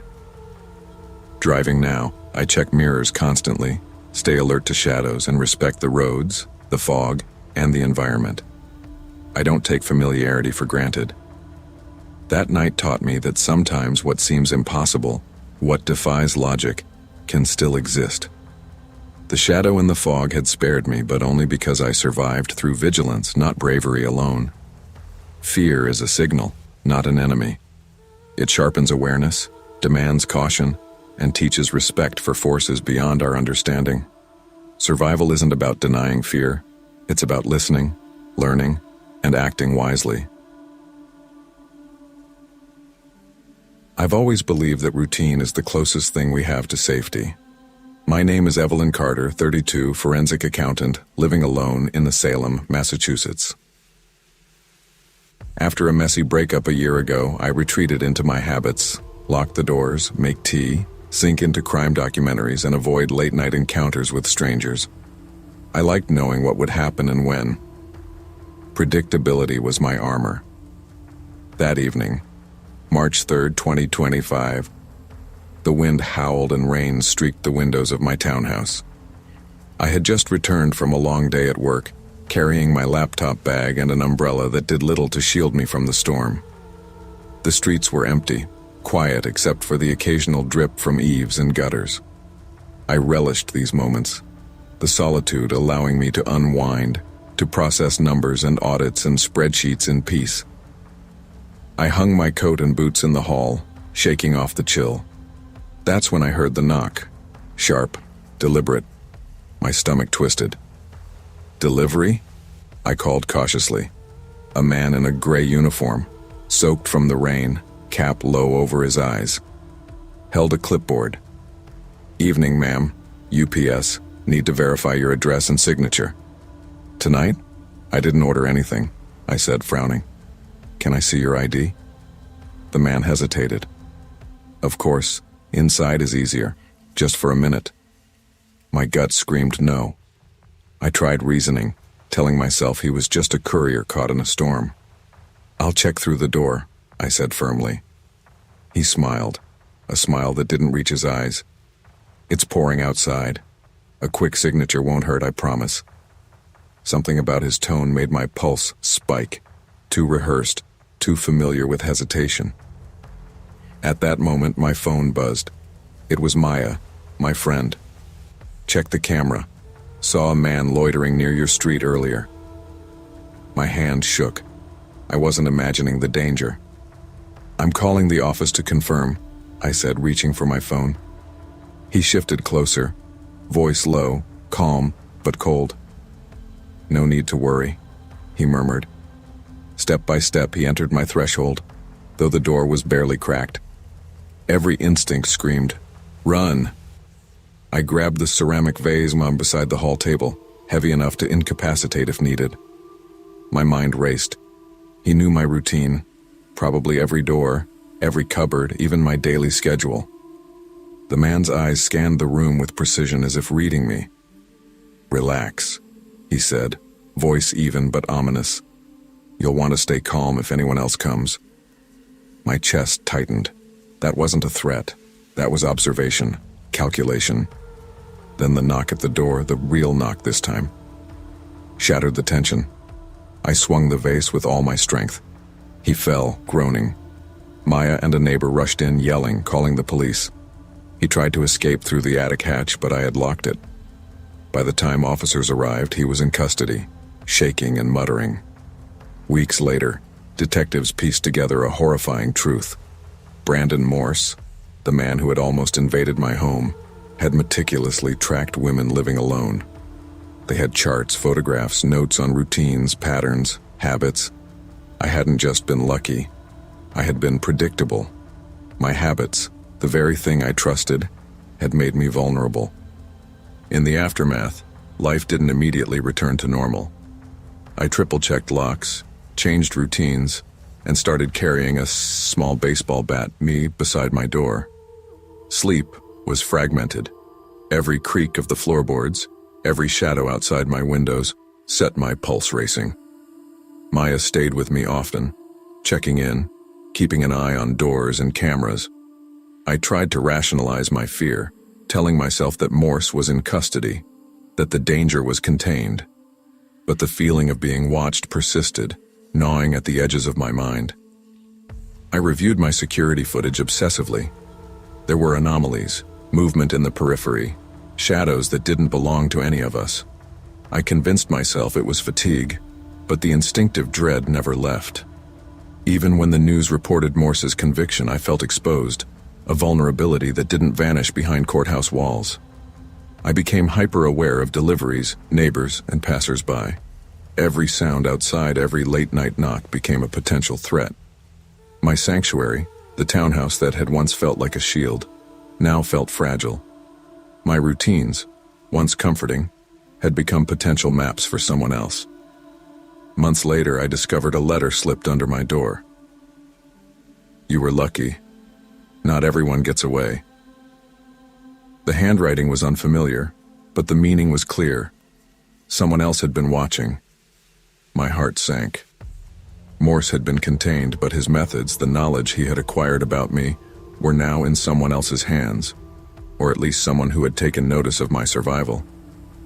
I realized my routines, precisely the thing I had trusted to feel safe, had left me exposed. I couldn't trust predictability anymore. Each step, each habit, became a calculated risk. I altered delivery drop locations, changed my route home, and installed extra cameras. Even with these measures, vigilance became my default state, my baseline of existence. With guidance from local police and self-defense classes, I learned to regain a sense of control. I carried pepper spray, reinforced doors and windows, and created emergency signals with neighbors and friends like Maya. My home became fortified, yes, but more importantly, I learned to trust my instincts over appearances. Every encounter with strangers, every unplanned delivery, every unfamiliar car was met with careful observation. I practiced scenarios mentally, rehearsed responses, and built contingency plans. The lesson was clear. Safety wasn't in denial or ignorance. It was in awareness, preparation, and readiness to act. By the time summer arrived, life felt partially restored. I could sip tea, watch documentaries, and even smile again when alone. But the experience left a permanent mark. Vigilance had become second nature, not paranoia. The incident had taught me to respect danger, to read signs, and to react decisively. Even now, months later, when a delivery arrives or a shadow passes in the rain, I pause, assess, and respond. Survival isn't luck. It's preparation, awareness, and the courage to act when instincts tell you something is wrong. Moral lesson. True safety doesn't come from ignoring fear or trusting routines blindly. It comes from awareness, vigilance, and preparation. Danger can appear in the familiar, and survival depends on listening to instinct and acting decisively. It was June 12, 2023, just after 11 p.m., and I was mentally fried. Weeks of non-stop coding, missed meals, and caffeine-fueled nights had left me irritable and numb. My friends had warned me about taking Cedar Ridge Road after dark, calling it dangerous, cursed even. I'd laughed it off every time. But that night, tired and impatient to get home, I decided to take the shortcut anyway. The sky was a heavy slate gray, rain streaking across the windshield in relentless sheets. My headlights barely cut through the darkness as I eased my aging sedan around curves that felt sharper in the wet.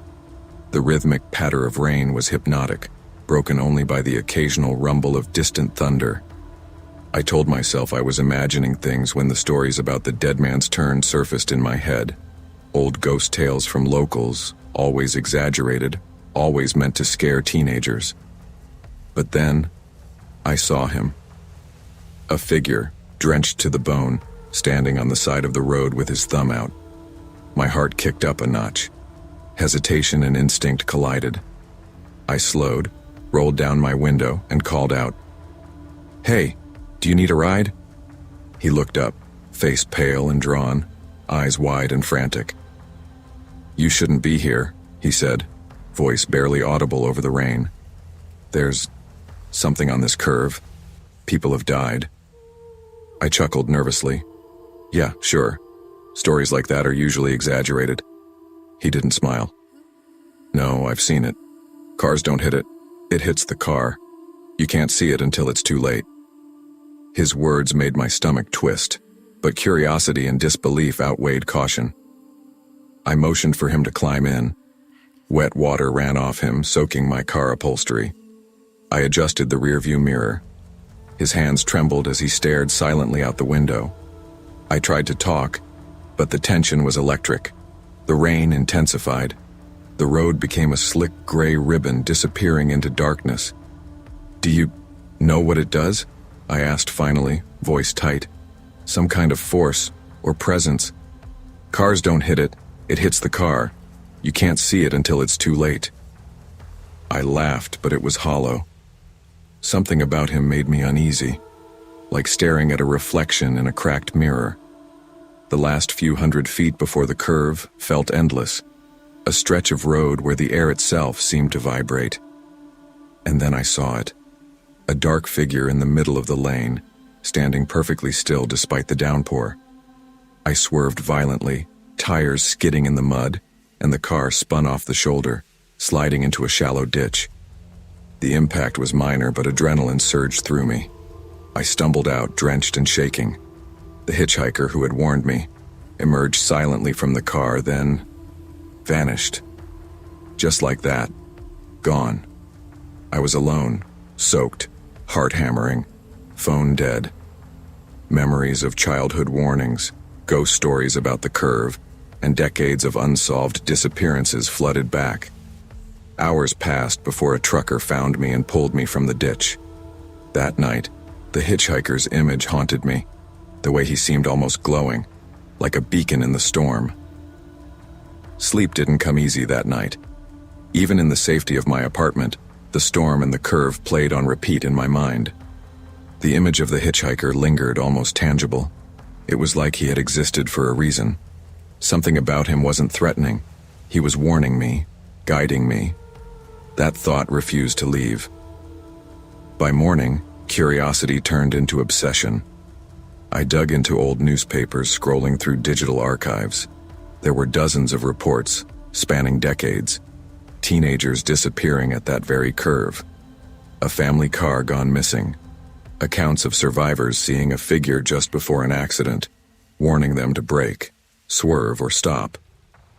A few had even called it a guardian angel of the road.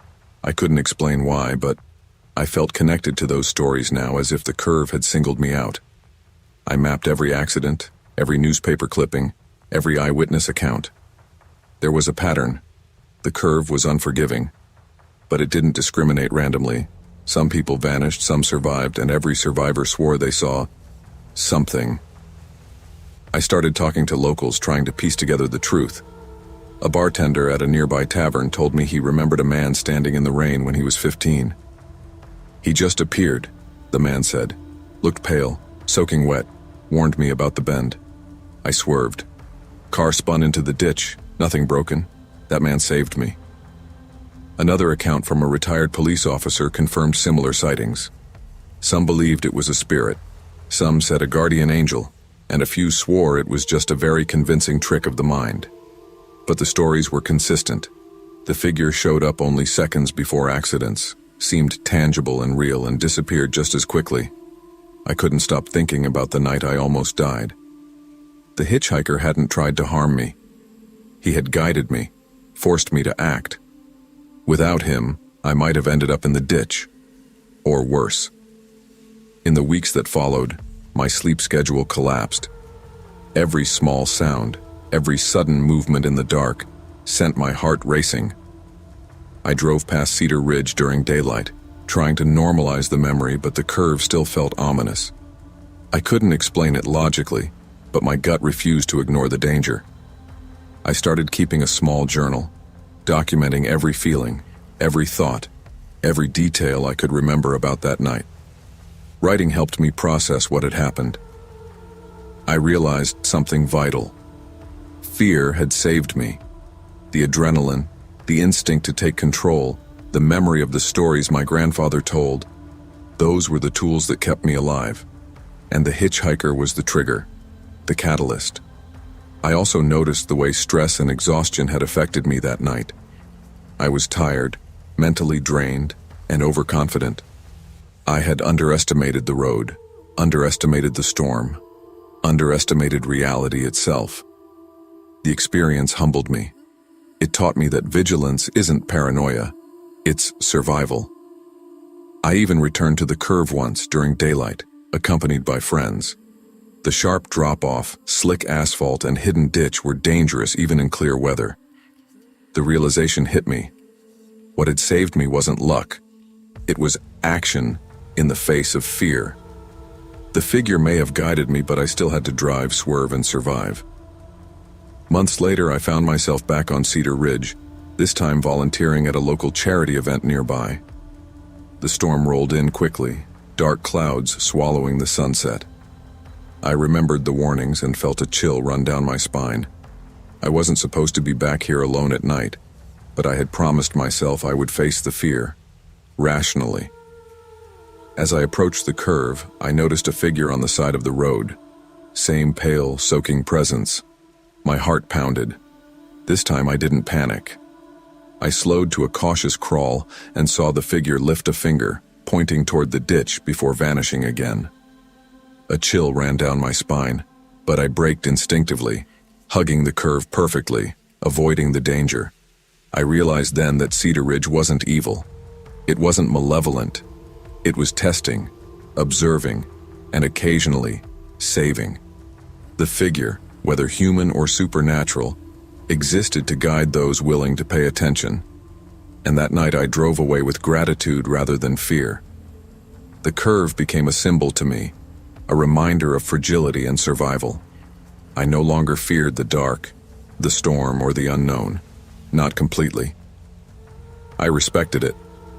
I understood that life gives warnings in unexpected forms, and ignoring them can be fatal. Ethan Cole's near miss taught me something fundamental. Sometimes fear isn't a warning to run. Sometimes it's a signal to act, to pay attention, to value life more consciously. And yes, Cedar Ridge remained deadly, mysterious, and elusive, but I survived, and that survival carried a lesson I would never forget. Life often sends warnings in subtle, unexpected ways. Fear is not always the enemy.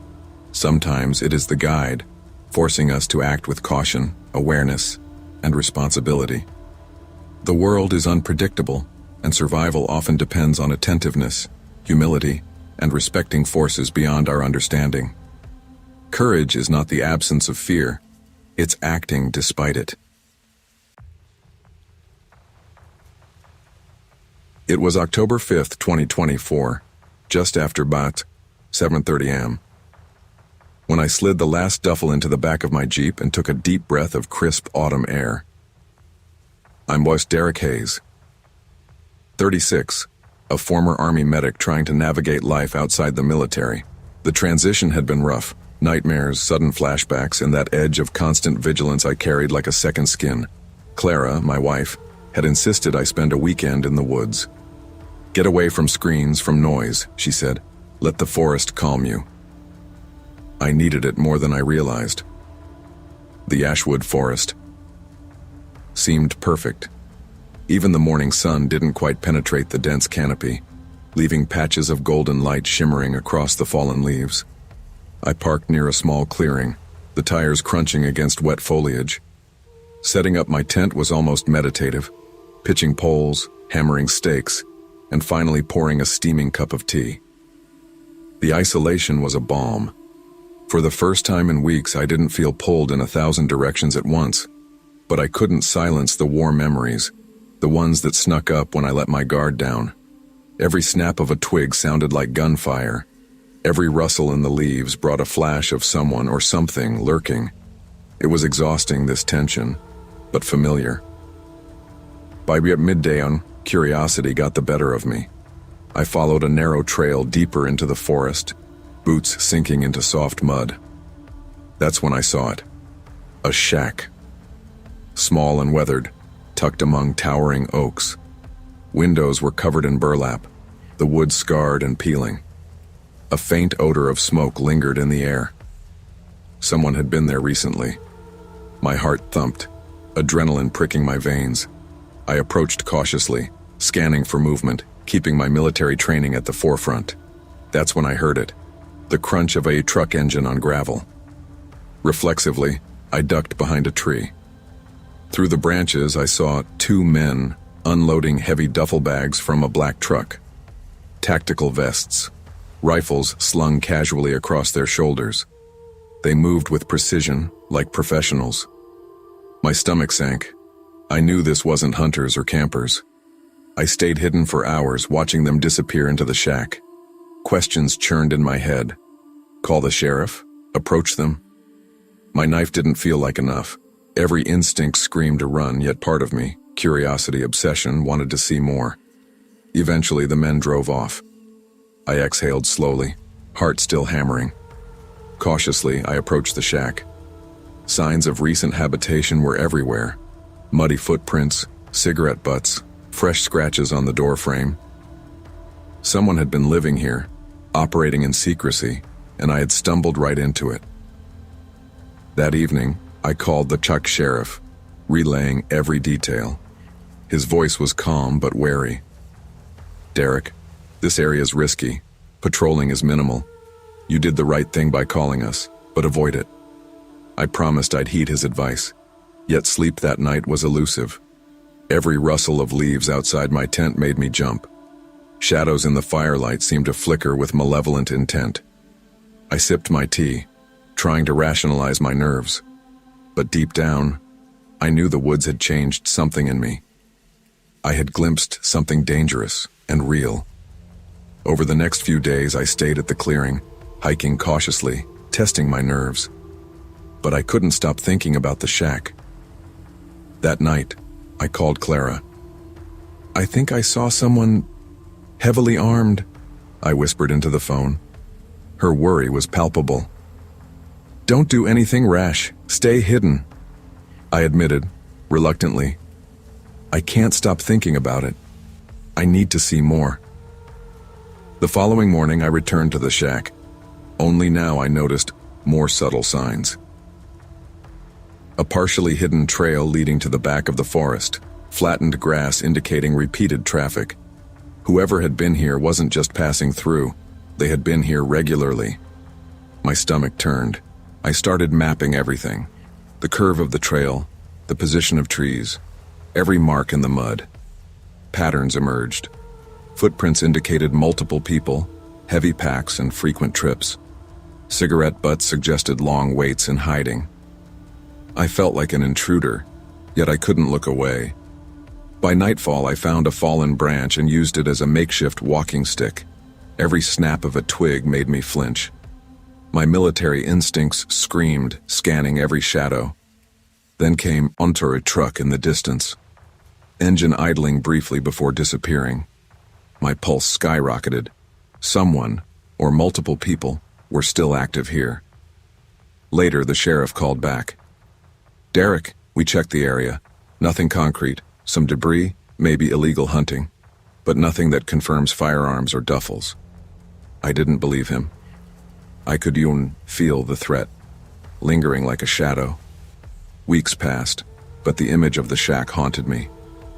I researched local reports, discovered mentions of missing persons, illegal firearms, and small-scale drug operations tied to remote areas like Ashwood. The forest had stories I wasn't meant to see. Every warning, every missing report, was a reminder. This was dangerous. I couldn't resist returning, armed this time with binoculars, a journal, and my survival knife. The path to the shack seemed eerily familiar. I noticed a small makeshift camouflage net, now abandoned, along the trail. Footprints were faint but visible. My hands shook as adrenaline surged, both from fear and excitement. For hours I observed, noting patterns and timing. Nothing appeared that day, but the forest had a life of its own. The wind through the leaves sounded like whispers. Every distant engine, every sudden rustle made me tense. This obsession was dangerous. I knew it, but I couldn't stop. Months later, curiosity drove me once more. Arriving at dawn, I noticed smoke in the distance. Heart hammering, I ran toward the clearing. The shack was destroyed, blackened wood smoldering, metal twisted and charred. Whoever had operated here was gone. Only questions remained. Authorities later confirmed that the site had been used for illegal arms and narcotics, connected to missing person reports. They wouldn't share more, citing ongoing investigations. I realized then that I had been far closer to danger than I'd imagined. The fear, the adrenaline, the constant watchfulness, it had all been justified. I had survived, but barely. Even today, every time I enter the forest, I feel it. Eyes on me, shadows shifting in the corner of my vision. The isolation I once craved now comes with awareness. There are dangers lurking even in serene landscapes. I reflect often on that weekend. The forest gave me calm, but also a lesson. Life doesn't warn you before danger appears, and curiosity can be lethal. But careful observation, patience, and vigilance, skills I learned in the Army, can make the difference between survival and tragedy. I still hike Ashwood occasionally, but always alert. I've accepted that solitude is never complete. Danger exists, sometimes unseen, and respecting it is part of the balance. Curiosity and courage are valuable, but awareness and respect for danger are critical. Life often places us in situations where instincts, preparation, and caution determine survival. True wisdom lies in balancing curiosity with vigilance, understanding that not all threats are obvious, and not all solitude is safe. I'd lived in Tornado Alley my whole life, and by 13 I thought I knew how to handle the storms that swept across Oklahoma. We weren't talking about occasional rain showers. I mean the real, heart-thumping thunderstorms with sirens blaring, winds bending trees, and the sky splitting with jagged lightning. The kind of storm that rattled the windows so hard you felt it in your chest. That night, May 3rd, 2015, started like any other spring evening. My dad, David, had been working late in Tulsa, leaving me alone in our single-story ranch house with Bruno, our golden retriever who seemed to have inherited every bit of my nervous energy. I curled under the quilt in my dad's room, his presence a comfort even when he wasn't home, and watched the lightning dance across the cornfields. The wind rattled the windows, and the low hum of the refrigerator became a rhythm against the roar of the storm. "It's okay, Bruno. Nothing's gonna get us," I whispered, stroking his head. Bruno pressed close, his warmth grounding me, his low, steady breathing a reminder that I wasn't completely alone. But when the first big clap of thunder shook the house, I squeezed my eyes shut and hugged him tighter. I always hated the way the storms felt like they could reach into the house, like the walls weren't enough to keep the outside world out. Around 12:40 a.m., I thought I heard my dad's car pulling into the driveway. Relief surged through me. I bolted upright, pressing my face against the window. Headlights should have been glaring through the sheets of rain, but the driveway was empty. "What?" I whispered. I listened. Nothing. Then I heard a faint cough from the garage. My stomach tightened. "Dad?" I called softly, hoping for a familiar response. The garage door hadn't been opened. I could see it from my window. Bruno's hackles raised. He growled low, staring at the door as if he could see something I couldn't. Then came the voice. My dad's voice, unmistakable, calling my name from upstairs. "Megan!" I froze. My chest tightened. My throat felt dry. "Dad? Where are you?" I whispered. The voice repeated itself, closer now. I could hear it in the hallway, but I knew, rationally, my dad was still away. Bruno growled again, more tense this time. Something was off. The voice didn't smell familiar to him. "This isn't Dad," I thought, panic creeping in. "Someone is here." I pressed myself against the bed, gripping Bruno tightly. Each clap of thunder made my body jump. I whispered reassurances to myself and him. "It's okay. Just stay calm. Don't move. Don't move." Minutes stretched, and the storm grew louder. I realized whoever, or whatever, was calling my name could get me to leave the bed. The tension was unbearable, pressing in from every side. The storm, the isolation, the unmistakable sound of an intruder. By 12:50 a.m., I had stayed frozen, unwilling to move, unwilling to make a sound. My mind raced. Every sound outside the storm, every squeak of a floorboard, every drip from the roof, every rattle in the windows, felt like a signal. Bruno's fur stood on end. I could feel the hairs on my arms rise with tension. Lightning illuminated the hallway briefly, casting elongated shadows. I crept toward the door, heart hammering, gripping my dad's flashlight. The beam shook in my hand. Another soft sound, scraping from the garage, sent a fresh wave of fear through me. Someone had touched the handle, dragging their feet across the concrete. My grip tightened on the flashlight. The voice called again. "Megan, come here." I froze. My stomach churned. Whoever it was had studied me, learning how to manipulate my fear, using the storm and isolation as tools. I realized I had to stay absolutely still. Bruno growled, low and protective, refusing to budge from my side. I edged closer to the bedroom door, listening. Each step was a test.